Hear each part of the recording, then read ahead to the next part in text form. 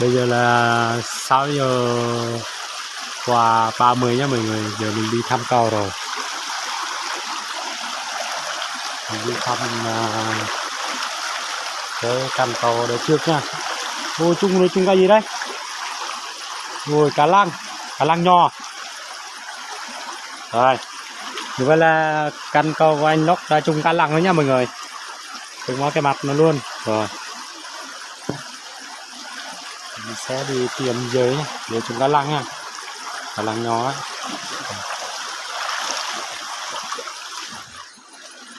Cái này.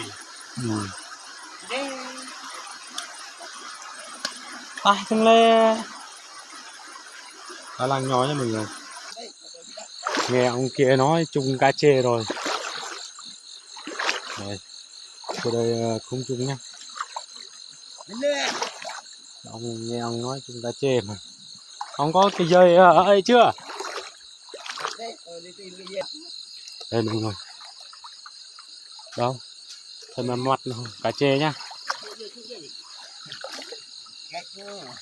Như vậy là chung hai con thôi. Đây là cá chê mọi người đó. Cá chê rừng nhá. Cá chê rừng là màu vàng.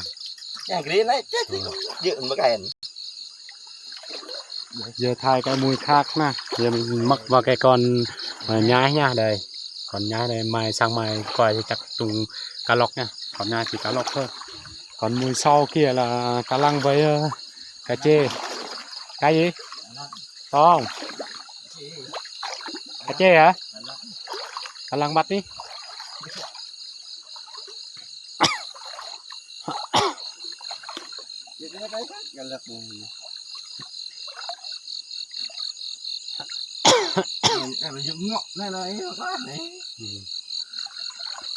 Đây là cá lăng nho. Được 2 con nhá. Rồi được. 3 cái cần cầu được 2 con. Xem tao có gì không. Rồi. Hết mùi rồi. Đây nếu mà không hết mùi có lẽ là dính cá chế nhá. Rồi, đã hết mùi cái căn cầu nó không dính nữa.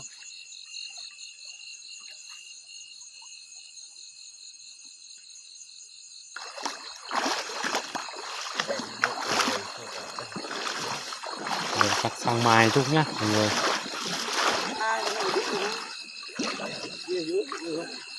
Nó chưa ra.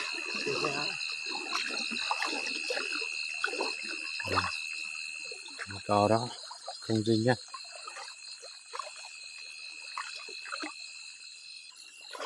Rồi, chỗ này trường là cá chê là không dính mọi người.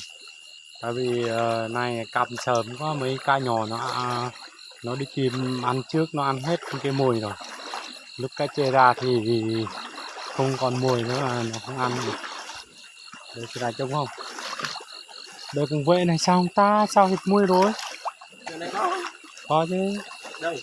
Đấy. Có đâu? Con sọp đó. Trời ơi mấy con cá nhỏ này mọi người. Cá nhỏ ăn hết thì cái còn là cái đầu nó màu đen sao cá chê nó phát hiện ra rồi xuống dưới kia nữa. Đi quay đấy. Đây mình chinh cá lăng nha. Rồi nhỏ thế ba ngón tay mình nha. Đợi chắc đợi chắc 10 gram nha. Chỉ được 100 gram. Nhỏ quá. 2 con. Coi kênh cho xem thấy cá lăng vàng.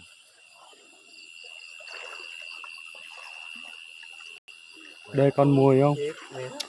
Chù, cá nhỏ nó đi trước thế nhỉ? Sao nó đi nhanh thế? Đây, hết mùi rồi nhá. Đây, hết mùi rồi. Con này mình thấy còn kia tôm. Tôm con của nó Chú nghe cái cây rồi nó nhai xuống thôi, giờ mình xoay thì có thấy mẹ nó ở đây không?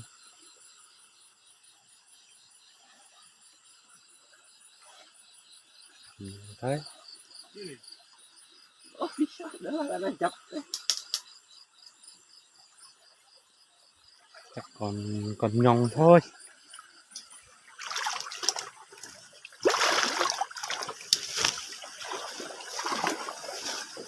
Chỗ này ông có cầm không? Không. Đây này có. Cái kia hết mùi rồi. Đâu? Đây đây dính rồi. Đi lấy đi.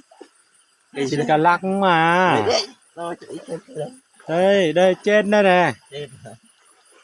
Trời, Đâu? như vậy là được 3 con nha, một con cá lóc, phải một con cá chê với hai con cá lăng nha mọi người. Đây, cá lăng này rất là nhỏ luôn, 10 gram thôi nha, đừng có nói 100 gram nha, nhỏ quá đi. Thấy cái xui này cũng lớn này, trái âm này, toàn cá nhỏ hết nha mọi người. Đây, giờ mình sẽ lấy cá lăng nha, mình giờ tiếp tục đi coi ở bên dưới kia đấy. Đây cái bi bông lúc nước nó lên nhanh lên mạnh thế này, nó trôi cái bi bông mọi người trên cầu kia nó thả xuống rác ấy, mà nước trời xuống tới đây luôn rồi. Sướng thế, vui thế. Đây.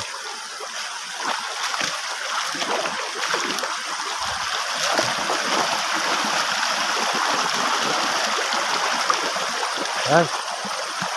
Có gì không? Cái gì? Cá lăng hả? Đây con, dính thôi, dính cá lăng ấy. Trời ơi, bằng ngón tay hay không mà sao là vậy chứ, nhỏ xíu tới đây này mọi người. Cá suy lên như vậy, cá nhỏ tới đây. Thôi chịu rồi.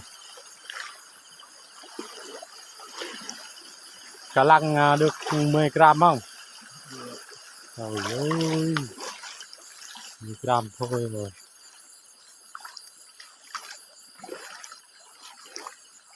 Giờ chỗ này không cầm cầu nữa, xuống dưới kia rồi.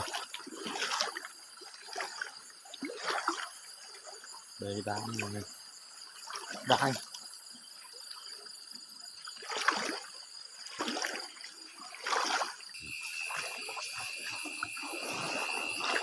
Đây không dính luôn mọi người ơi, buồn thế. Hết mùi rồi. Đây này, có gì không? Trời, mấy cá nhỏ nhành thế, đi trước không mà.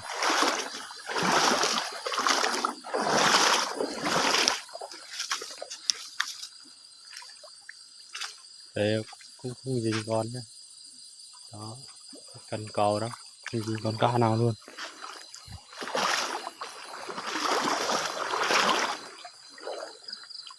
Đây cũng vậy, kìa căn cầu kìa, không dính luôn.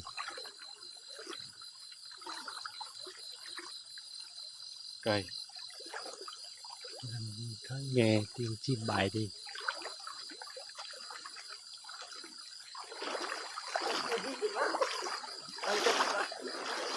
Hết sách mùi luôn mọi người. Cá nhỏ nó ăn đi trước hết rồi, bây giờ thì không.